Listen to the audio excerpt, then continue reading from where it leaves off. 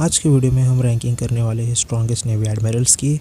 इस लिस्ट में हम वीकेस्ट से स्ट्रॉन्गेस्ट की बात करेंगे और हाँ, इस वीडियो में मांगा के स्पॉयलर्स भी होंगे, तो अगर आपने मांगा से कैचअप नहीं किया है तो इस वीडियो को मत देखना। देखो, रोकुगो को हमने ज़्यादा कुछ इस सीरीज़ में नहीं देखा है। वो मुश्किल से बस 2 चैप्टर में हमें देखने को मिला, लेकिन उन 2 चैप्टर में हमें उसके डेविल फ्रूट के बारे में और उसके पावर यानी कि वो फाइट में उसे कैसे यूज़ करता है ये भी पता चला।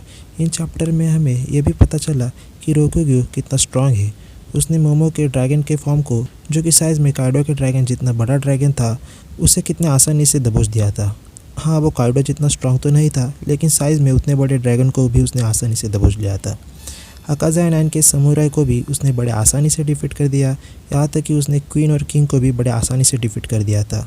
हाँ, ये बात अलग है कि अकाज़ा 9 के समुराई और किंग और क्वीन ये सब वानो आर्क की फाइट की वजह से काफ़ी ज़्यादा इंजर्ड थे, लेकिन जब फाइट के बीच में जब शांक्स की एंट्री होती है तब हम देखते हैं कि सिर्फ शांक्स की हाकी की वजह से वो कितना डर गया था। अगर शांक्स चाहता तो वो डेफिनेटली रोकुगो को मार सकता था। फुजितोरा कितना स्ट्रांग है ये सब हमने ड्रेसरोसा आर्क में देख लिया था। फुजितोरा अकेला ऐसा एडमिरल है जिसके पास लोगिया फ्रूट नहीं है, नहीं तो उसे छोड़कर बाकी सभी एडमिरल्स के पास एक powerful Logia type devil fruit है। उसके पास एक पैरामिशा टाइप डेवल फ्रूट है जो कि ग्रेविटी को मैनिपुलेट कर सकता है।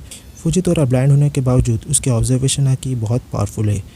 मुझे लगता है कि फुजितोरा थोड़ा सा पावर के मामले में नीचे आता है अगर हम उसे 3 मेन एडमिरल्स से कंपेयर करें तो।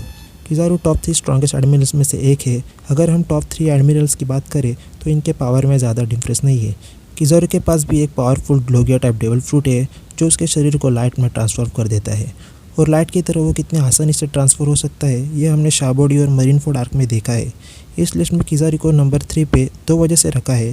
पहला ये, सेंगोकू के रिटायरमेंट के बाद नेवी के लोगों ने आओकीजी और अकेनु को उस पोजीशन के लिए रिकमेंड किया था। इन पॉइंट से साबित होता है कि नेवी के लोग आओकीजी और अकेनु को ना ही एक बेस्ट एडमिरल बल्कि उन्हें फ्लीट एडमिरल के लिए भी एक अच्छा कैंडिडेट समझते हैं। और दूसरा रीज़न ये है कि हमें किज़ारू की फुल पावर अभी तक मालूम नहीं है। हमने उसे शाबोडी और मरीनफोर्ड में एक्शन में देखा था, मगर हमने उसे फुल पावर में नहीं देखा। वो बस मज़े मज़े में फ़ाइट कर रहा था। हो सकता है किज़ारू एक्चुअली आओकुजी से भी ज़्यादा स्ट्रांग हो। हमें उसकी फुल पोटेंशियल नहीं मालूम, इसलिए मैंने उसे तीसरे नंबर पर रखा है। आओकुजी के पावर का अंदाज़ा हमने वाटर 7 आर्क की शुरुआत में ही देख लिया था।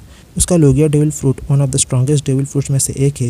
लिटरली वो पूरे समुद्र को ही फ्रीज करके उसके ऊपर साइकिल से ट्रैवल करता है। मरीनफोर्ड में भी हमने देखा कि जब व्हाइट बियर्ड ने अपनी पावर से पूरे मरीनफोर्ड को समुद्र से डुबाने वाला था, तब आओकुजी ने उन बड़ी सी वेव्स को हवा में ही फ्रीज कर दिया था, वो भी कुछ सेकंड्स में। आओकुजी अपनी पावर्स को बहुत तेज़ी से यूज़ कर सकता है। मरीनफोर्ड में जब लॉ लूफी को लेकर एस्केप कर रहा होता है, तब आओकुजी पूरे गहरे समुद्र तक को भी फ्रीज कर देता है, जिससे बड़ी मुश्किल से लॉ की सबमरीन बच जाती है।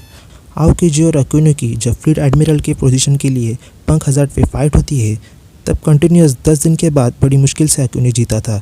इससे हमें ये पता चलता है कि ये दोनों पावर में इक्वल है, ज़्यादा डिफरेंस इनकी पावर में नहीं है। और फाइट की वजह से पंख हज़ार्ड आज भी बर्फ़ और लावा से घिरा हुआ है। इन दोनों की फाइट की वजह से पूरा पंख हज़ार्ड का क्लाइमेट ही चेंज हो चुका है। इन पॉइंट से साबित होता है कि ये दोनों किस लेवल पर है। अकेनु विदाउट अ डाउट इन सब में से एक स्ट्रॉन्गेस्ट एडमिरल है। उसके पास बहुत खतरनाक डेविल फ्रूट है जो कि एस के डेविल फ्रूट से भी ज़्यादा खतरनाक है। ये हमें उनकी फ़ाइट देखकर ही पता चल गया था। वाइट बियर्ड के साथ फाइट में उसने वाइट बियर्ड को एकदम बराबर की टक्कर दी थी, जो कि एक योंको है। लेकिन वो बात भी थी कि उस समय वाइट बियर्ड काफ़ी ओल्ड था, लेकिन फिर भी आखिरकार वो एक strongest man in the world था। मरीनफोर्ड वार में अगर वाइट बियर्ड को किसी ने ज़्यादा डैमेज दिया तो वो अकेनु ही था। अकेनु कितना डेंजरस है ये तुम इस बात से ही पता लगा सकते हो कि अकेनु को देखकर ब्लैक बियर्ड और उसका क्रू भाग गए थे, और उसने कहा भी था कि हम इस समय अकेनु से लड़ नहीं सकते। और ये ब्लैक बियर्ड ने जब उसके पास 2 स्ट्रॉन्गेस्ट डेविल फ्रूट थे तब कहा था। इससे पता चल जाता है कि अकेनु कितना स्ट्रांग है। तो बस आज की वीडियो में सिर्फ इतना ही। अगर वीडियो पसंद आई तो लाइक करना, और अगर चैनल पे नए हो तो चैनल को सब्सक्राइब भी ज़रूर करना।